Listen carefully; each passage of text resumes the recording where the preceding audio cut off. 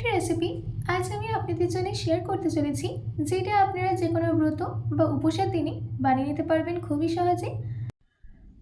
আরও একটা কথা বলে রাখি, এইটা আগুন ছাড়া বানানো যায়। এই ডিশটা খেতে যেমন টেস্টি তেমনই শরীরের পক্ষে খুবই ভালো।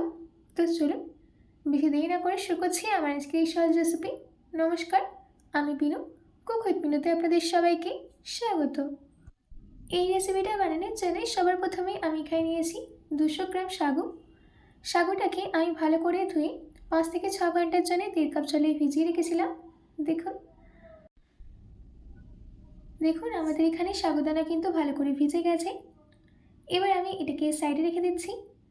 এদিকে নিয়েছি 10টা ভিজিয়ে রাখা কাজু, আর নিয়েছি 7টা ভিজিয়ে রাখা আমন্ড। এবার একটা গ্রাইন্ডিং জার নিয়ে তার মধ্যে দিয়ে দিতে হবে ভিজিয়ে রাখা কাজু। শুধু কাজুটাই দেবেন, কাজুর জলটা দেবেন না। তার সাথে দিয়ে দিচ্ছি ভিজিয়ে রাখা আমন্ড। এবার এর মধ্যে অ্যাড করে দিতে হবে 6 চামচ মিষ্টি। আমি মিষ্টিটাকে পাউডার করে নিয়েছিলাম।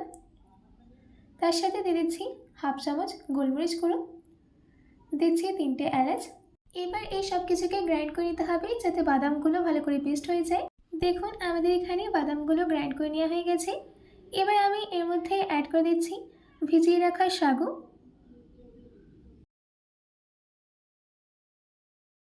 কিছুটা সাগু আমি কিন্তু রেখে দিয়েছি। তার সাথে দিয়ে দিচ্ছি 3টে পাকা কলা, দিচ্ছি 1 কাপ ফ্রেশ টক দই ওজনে 200 গ্রাম। তার সাথে দিয়ে দিতে হবে 6 চামচ গ্রেট করে নেওয়া নারকেল। এবার এই সব কিছুর একটা স্মুথ পেস্ট রেডি করে নিতে হবে। দেখুন আমাদের এখানে পেস্টটা রেডি করে নেওয়া হয়ে গেছে।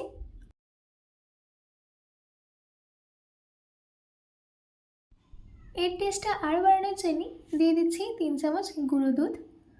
গুঁড়ো দুধটা দেওয়ার পর আবারও গ্রাইন্ড করে নিতে হবে।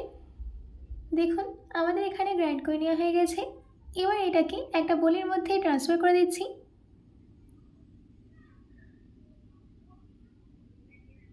একটু বেশি ঘন হয়ে গেছে, তাই জন্য আমি দিয়ে দিচ্ছি হাফ কাপ পরিমাণে জল।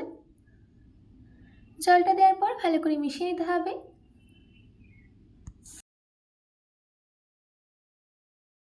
ভালো করে মিশিয়ে নেওয়া হয়ে গেছে। এবার এর মধ্যে অ্যাড করে দিতে হবে ফল। দিয়ে দিচ্ছি একটা মিডিয়াম সাইজের কেটে রাখা শসা, একটা কমলা লেবু। কমলা লেবুটাকেও আমি ছোটো করে কেটে নিয়েছি। দিচ্ছি কিছুটা আঙুর, আঙুরটাকেও কেটে দিয়ে দিতে হবে।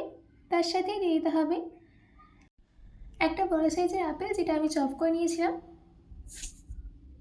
তার সাথে দিয়ে দিচ্ছি বেদানা, আর সব শেষে দিয়ে দিতে হবে কিছুটা ভিজিয়ে রাখা সাগু। এবার এই সব কিছুকে ভালো করে মিশিয়ে নিতে হবে। আপনারা দেখতেই পেলেন যে এটা বানানো কতটা ইজি। এটা কিন্তু খেতেও দারুণ টেস্টি। দেখুন সব কিছুকে ভালো করে মিশিয়ে নেওয়া হয়ে গেছে। এবার আমি এটাকে গার্নিশিং করে নেব। তার জন্য সবার প্রথমে আমি দিয়ে দিচ্ছি কেটে রাখা আপেল,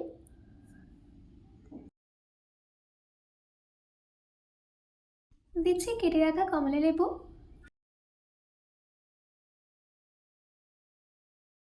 কেটে রাখা আঙুর, দিচ্ছি গ্রেট করে রাখা নারকেল,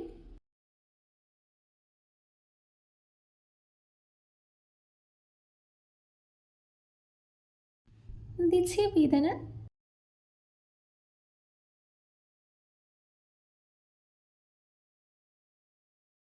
আর সব শেষে দিয়ে দিচ্ছি কিছুটা কিশমিশ। বেশ রেডি হয়ে গেল আমাদের ইজি অ্যান্ড টেস্টি সাবুপনা। আশা করছি আমার আজকে এই সাবুপনার রেসিপিটা আপনাদের খুবই ভালো লেগেছে।